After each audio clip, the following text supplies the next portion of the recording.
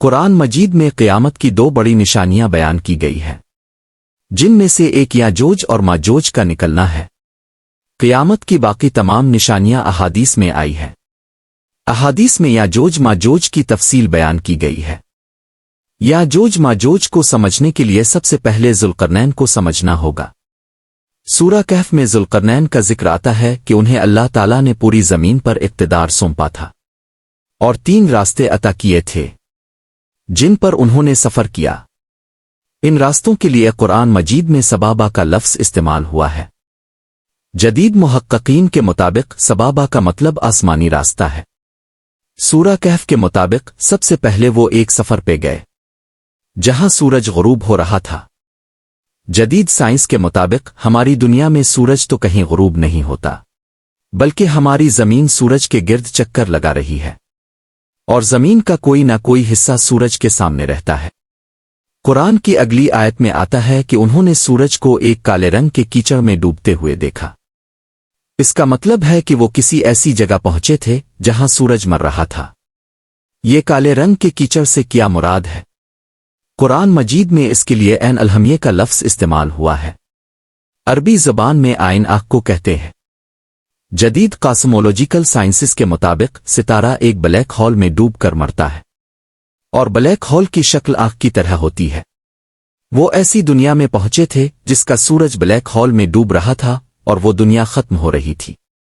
ہماری دنیا بھی جب اپنے انجام کو پہنچے گی تو ہمارا سورج بھی ختم ہو جائے گا۔ قرآن کہتا ہے کہ سورج لپیٹ دیا جائے گا۔ وہاں انہیں ایک قوم بھی ملی اور اللہ تعالیٰ نے فرمایا کہ اے ذوالقرنین تم چاہو تو ان کو سزا دو یا ان کو معاف کر دو، جبکہ اللہ تعالیٰ نے سزا اور جزا کا اختیار ہمیشہ اپنے ہاتھ میں رکھا ہے اور کسی بھی پیغمبر یا رسول کو یہ اختیار نہیں دیا۔ ذوالقرنین نے عرض کیا کہ جو نیک ہیں میں ان کو سزا نہیں دوں گا اور صرف بدعمال لوگوں کو ہی سزا ملے گی۔ اس کے بعد ذوالقرنین ایک اور سفر پر چلے اور وہاں پہنچے جہاں سورج طلوع ہو رہا تھا۔ آج کی جدید سائنس ہمیں بتاتی ہے کہ وہ جگہ نیبولا کہلاتی ہے جہاں سے ستارے پیدا ہوتے ہیں۔ سپیس 2 چیزوں پر مشتمل ہے، ایک نیبولا اور ایک بلیک ہول۔ نیبولا وہ ہے جہاں ماس پھٹتا ہے یا کوئی بگ بینگ جیسا دھماکہ ہوتا ہے تو نئے ستارے بنتے ہیں۔ اس کے برعکس بلیک ہول وہ جگہ ہے جہاں ستارے ڈوب کر غائب ہو جاتے ہیں۔ نیبولا پر بھی انہیں ایک قوم ملی۔ اس قوم اور سورج کے درمیان کوئی حفاظتی اوٹ یا رکاوٹ نہ تھی۔ وہ لوگ دن کے وقت پانی میں رہتے تھے۔ ان کی سکن سرخ رنگ کی تھی۔ سورج کی تپش اور ریڈیئیشن ڈائریکٹلی ان پر اثر انداز ہو رہی تھی۔ ہماری دنیا میں اللہ تعالیٰ نے اوزون لیئر اور مختلف حفاظتی رکاوٹیں بنائی ہیں جو سورج کی خطرناک ریڈیئیشن سے ہمیں محفوظ رکھتی ہے، لیکن وہ قوم ان کے اثر سے بچ نہیں پا رہی تھی۔ ذوالقرنین یہ بات سن کر اس جگہ سے نکل گئے۔ پھر وہ اپنے تیسرے سفر پر چلے۔ قرآن کے مطابق وہ 2 بیریئرز کے درمیان پہنچے اور وہاں انہوں نے ایک قوم دیکھی۔ اس قوم کے لوگوں نے کہا کہ اے ذوالقرنین، یاجوج ماجوج یہاں آ کر فساد پھیلاتے ہیں، ہم سے معاوضہ لے لو اور ایسی دیوار یا رکاوٹ بنا دو کہ وہ یہاں نہ آ سکیں۔ ذوالقرنین نے کہا کہ مجھے کسی چیز کی ضرورت نہیں، میرے رب نے جو مجھے عطا کیا ہے وہ اس سے کہیں بہتر ہے۔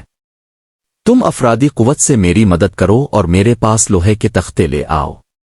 ناظرین یہاں پر رک کر ذرا غور کریں کہ لوہے کا تختہ کیسے بنتا ہے۔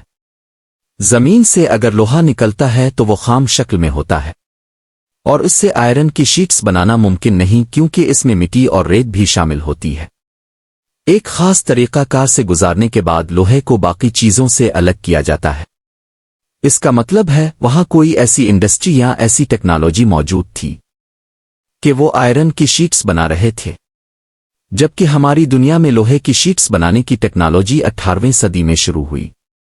انہوں نے 2 بیریئرز کے درمیان راستے کو دونوں اطراف سے لوہے کی چادریں رکھ کر بند کر دیا۔ قرآن نے لفظ استعمال کیا کہ صدفین کو برابر کر دیا اور پھر کہا کہ پگھلا ہوا تانبا لا دو تاکہ میں اسے ان لوہے کی چادروں کے اوپر ڈال دوں۔ اب یہاں پر آپ غور کریں کہ تانبے کو پگھلانے کے لیے ہائی ڈگری میلٹن ٹیمپریچر چاہیے۔ وہاں ایسی کون سی ٹیکنالوجی تھی جو استعمال میں لائی جا رہی تھی کہ انہوں نے لوہے کے تختے بھی بنا لیے اور تانبے کو بھی پگھلا لیا، اور پگھلے ہوئے تانبے کو انڈلنے کے لیے بھی خاص مشینری کی ضرورت تھی۔ قرآن میں صدفین کا جو لفظ آیا ہے، صدف سیپ یا سی شیل کو کہتے ہیں۔ اس کی شکل گھوم کر دونوں اطراف سے کھولی ہوتی ہے، یعنی سوراخ ہوتے ہیں۔ جدید سائنس کے مطابق ورم ہول بھی اسی شکل کے ہوتے ہیں، جو ایک دنیا سے دوسری دنیا میں جانے کے راستے ہیں۔ یہ ایک ایسا راستہ تھا جسے ذوالقرنین نے بند کر دیا تھا۔ ذوالقرنین نے کہا کہ جب میرا خدا چاہے گا تب یہ دیوار ریزہ ریزہ ہو جائے گی۔ پھر قرآن کہتا ہے کہ جو دیوار ذوالقرنین نے بنائی یا جوج ماجوج نہ اس کے اوپر چڑھ سکتے ہیں نہ ہی اس میں سوراخ کر سکتے ہیں، لیکن جب اللہ کا حکم آئے گا تو یہ دیوار ٹکڑے ٹکڑے ہو جائے گی اور یاجوج اور ماجوج باہر نکل آئیں گے۔ سورہ انبیاء میں آتا ہے کہ یاجوج ماجوج ایک دوسرے کے اوپر سے موجوں کی طرح ہر بلندی سے نیچے اتر رہے ہوں گے، اور تمام لوگ حیرت سے انہیں دیکھ رہے ہوں گے۔ احادیث کے مطابق یاجوج ماجوج حضرت عیسیٰ علیہ السلام کے دور حکومت میں اور دجال کے خاتمے کے بعد آئیں گے۔ اللہ حضرت عیسیٰ علیہ السلام اور ان کے ماننے والے مسلمانوں کو بچا لے گا، کوئی مسلمان ان کا نشانہ نہیں بنے گا، لیکن باقی مشرکین اور کافر ان کی تباہ کاریوں سے بچ نہیں پائیں گے۔ نبی کریم صلی اللہ علیہ وسلم نے فرمایا کہ ان کا پہلا قافلہ تبریہ کی جھیل کے پاس سے گزرے گا تو اس میں پانی بھرا ہوا ہوگا، جب ان کا آخری شخص گزرے گا تو یہ جھیل خشک ہو چکی ہوگی، وہ زمین کا سارا پانی پی جائیں گے۔ اللہ کے حکم سے حضرت عیسیٰ علیہ السلام اور ان کے حواری بچنے کے لیے کوئی طور پر جلے جائیں گے۔ اس کے بعد ان میں سے ایک شخص کہے گا کہ میں واپس جا کر صورتی حال دیکھتا ہوں، اگر مر گیا تو میرے لیے دعا کر دینا۔ وہ جب آئے گا تو دیکھے گا کہ یاجوج اور ماجوج مرے ہوئے پڑے ہیں۔ حدیث میں آتا ہے کہ اللہ تعالیٰ ان کی گردن میں ایک کیڑا پیدا کرے گا جس سے وہ سارے کے سارے مر جائیں گے۔